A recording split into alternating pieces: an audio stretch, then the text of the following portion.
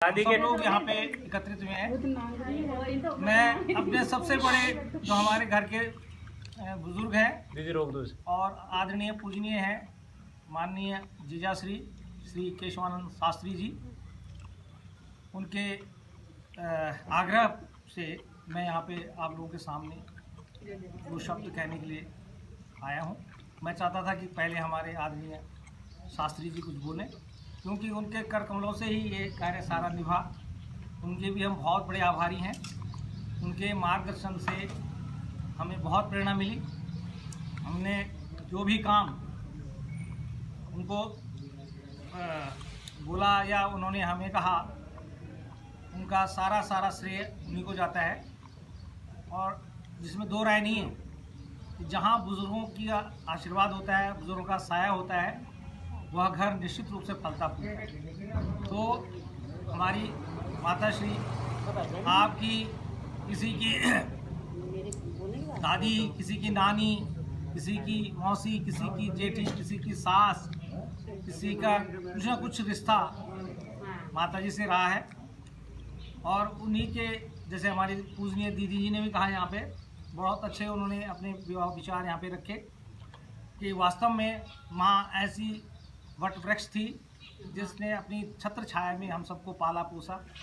और ये सारे लोग जितने हम यहाँ पे हैं सब उन्हीं कृपा से, और आज इकट्ठे भी उन्हीं की बदौलत है। क्योंकि उन्होंने मौका दिया हमें हर प्रकार से आगे आने का, कुछ करने का, कुछ बोलने का, जो कुछ भी हम हैं सब उन्हीं की वजह से हैं। क्योंकि माता ही ऐसी प्रकृति है, ऐसी देन है जो सब कुछ फलने फूलने देती। जैसे ये धरती माता है, इस धरती माता में सब प्रकार के फल फूल पौधे, सब कुछ, पेड़ पहाड़ नदियाँ सब कुछ हैं। तो ऐसे ही हम जो भी हैं, नाती पोते बच्चे, उनके वो सब उनकी बदौलत है और उनके आशीर्वाद से हम लोग यहाँ पर हैं। तो निश्चित रूप से उन्हें हमने याद किया, उनके लिए हमने शांति पाठ रखा। उनके लिए जो भी कार्यक्रम होते हैं हमारी भारतीय संस्कृति के, वो विधि विधान के साथ हमने किया। हम चाहते हैं कि भगवान उनकी आत्मा को शांति दे और हम सब पर उनका आशीर्वाद बना रहे।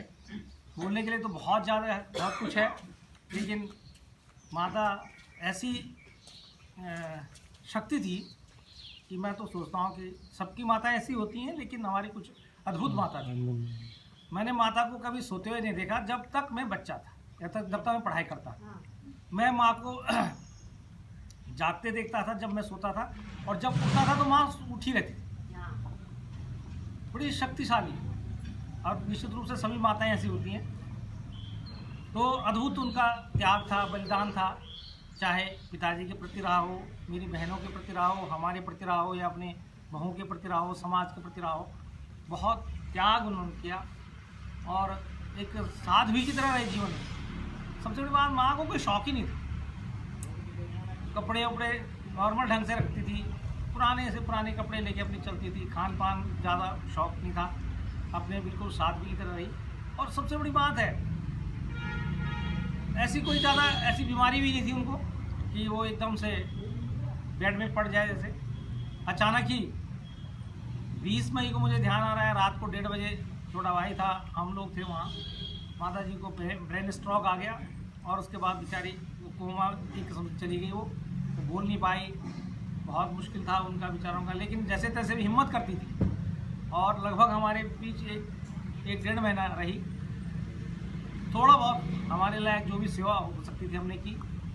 और मैं अपनी धर्मपत्नी का भी इसमें थोड़ा सा उदाहरण दूंगा कि उन्होंने भी कोशिश की ये सेवा करने की, और वो थोड़ा बहुत सफल भी हुई, जितना भी उनसे बन पड़ता था। तो मैं उसका भी आभारी हूँ कि उन्होंने माता जी को बिल्कुल एक बच्चे की भांति अपने उसमें रखा।